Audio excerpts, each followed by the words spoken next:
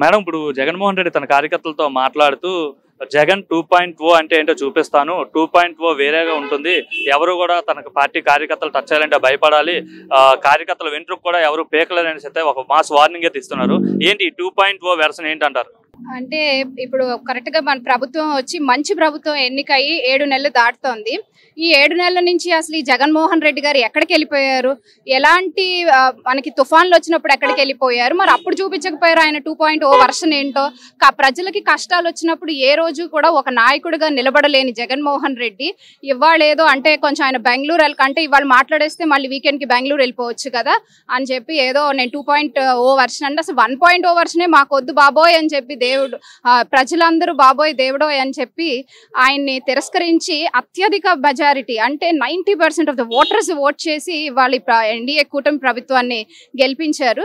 ఇంకా అసలు ఇలాంటప్పుడు అసలు ఏ రకంగా 2.0 వర్షన్ అని తను అనుకుంటున్నాడు అంటే పగటి కళలు కంటాం అంటారు కదా, ఇలాంటి వాటిని పగటి కళలు అంటారు అన్నమాట. ఒక 5 ఏళ్ళు ప్రజలు అంత మ్యాండేట్ ఇచ్చి 151 సీట్లు ఇచ్చి గెలిపించి నువ్వు ఒక ముఖ్యమంత్రిగా ప్రజాసేవ చేయమంటే ఆ 5 ఏళ్లలో నిరూపించుకోలేని వ్యక్తి ఇంకేం నిరూపించుకుంటాడు, అసలు ఏం చేసి నిరూపించుకుందాం అనుకుంటున్నాడు?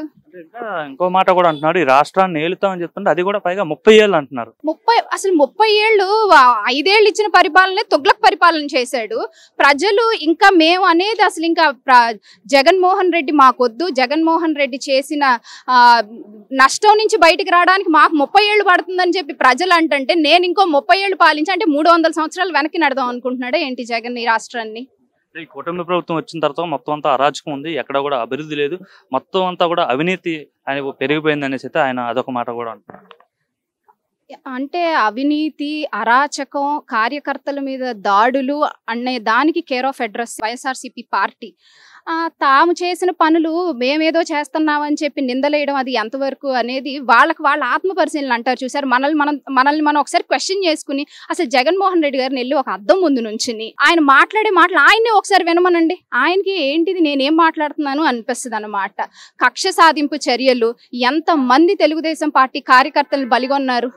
అసలు 7 నెలలు అవుతుంటే నేను ఒక పార్టీ మనిషిగా కాకుండా ఒక సగటు ఓటర్గా నేను అడుగుతున్నాను, ఈ రాష్ట్రంలో ఈ 7 నెలల కాలంలో ఒక వైఎస్ఆర్సీపీ కార్యకర్త మీద దాడి కానీ, ఒక వైఎస్ఆర్సీపీ కుటుంబం మీద కానీ, ఒక వైఎస్ఆర్సీపీ కార్యకర్త బిజినెస్ చేసుకునే వాళ్ళ మీద ఎట్లాంటి దాడులైన ఒక నమోదైంది. ఇక్కడ పరిపాలన చేస్తోంది నారా చంద్రబాబు నాయుడు గారు. నారా చంద్రబాబు నాయుడు గారు అంటేనే ఒక విజన్ ఉన్న నాయకుడు, అంతేగాని రివెంజ్ పాలిటిక్స్ అనేది అసలు ఆయన బహిరంగంగా చెప్తున్నారు. ఇట్లాంటి రివెంజ్ పాలిటిక్స్ అనేది మా పార్టీ చెయ్యబోదు. ప్రభుత్వం తన పని తాను చేసుకుంటూ వెళ్ళిపోతుంది అంతే తప్ప ఇక్కడ ఆయన గురించి ఆయన పార్టీ గురించి పట్టించుకుని ఆ కార్యకర్తలను ఇబ్బందులు పెట్టే అంత టైం అసలు ఇవాళ ఆంధ్రప్రదేశ్ రాష్ట్రానికి లేదు. ప్రతి మినిస్టర్ ఆఖరికి అందరూ కూడా ఒక సీఈఓ కింద ఎట్లయితే పనిచేస్తారో నారా చంద్రబాబు నాయుడు గారు ఒక సీఈఓ లాగా ఈ రాష్ట్రానికి ఉంటూ బ్రాండ్ ఏపీ అనేది క్రియేట్ చేస్తూ ఆ సీఈఓ కింద ఎట్లా అయితే హెచ్ఆర్ డిపార్ట్మెంట్ అని మినిస్టర్స్ అట్లా ఒక్కొక్క మినిస్టర్ కి ఒక్కొక్కటి ఇచ్చి రాష్ట్రాన్ని ముందుకు తీసుకెళ్లాలని చూస్తుంటే ఇలాంటి మాటలు మాట్లాడడం అనేది ఏం లేదు. ప్రజల్లో మళ్ళీ ఏదో ఒక సింపతి పాలిటిక్స్ అనేది క్రియేట్ చేయాలని చూస్తున్నారు. ఓవరాల్ గా ప్రజలంతా చాలా చిరాకుతో ఉన్నారు, విరక్తి పొంది ఉన్నారు. ఎందుకంటే ఈ 6 నెలల 7 నెలల కాలంలోనే చంద్రబాబు ప్రజలందరినీ చాలా మోసం చేశాడు, అబద్ధపు హామీలు ఇచ్చి అధికారంలోకి వచ్చాడు. ఇప్పుడు ఎటువంటి పథకాలు కూడా అమలు చేయట్లేదు. ప్రజల తరపున నేను పోరాడుతాను, ప్రజలు చాలా ఇబ్బందులు పడుతున్నారు, రోడ్ల మీదకి వస్తాను, జిల్లాల వ్యాప్తంగా పర్యటనలు కూడా చేస్తాను కూడా అంటున్నారు. అబద్ధపు హామీలు అంటే అసలు అబద్ధపు హామీలు ఇవ్వాల్సిన అవసరం అసలు ఈ ప్రభుత్వానికి ఏముంది? సరే పోనీ అబద్ధపు హామీలని నేను రోడ్డు ఎక్కుతాను, ప్రజల కోసం రోడ్డు మీదకి వచ్చి ఏదో ఫైట్ చేస్తాను, ఒకసారి రండి మీరు రోడ్డు మీదకి వస్తే కదా మీకు ప్రజలకి ఎలా జరుగుతుంది, ప్రజలకి ఎలాంటి మంచి జరుగుతుంది మంచి ప్రభుత్వంలో అని మీకు తెలిసేది. మేము కూడా అడుగుతున్నాం, రోడ్ల మీదకి వస్తే మీకు తెలుస్తుంది ఎంత అభివృద్ధి జరుగుతుంది.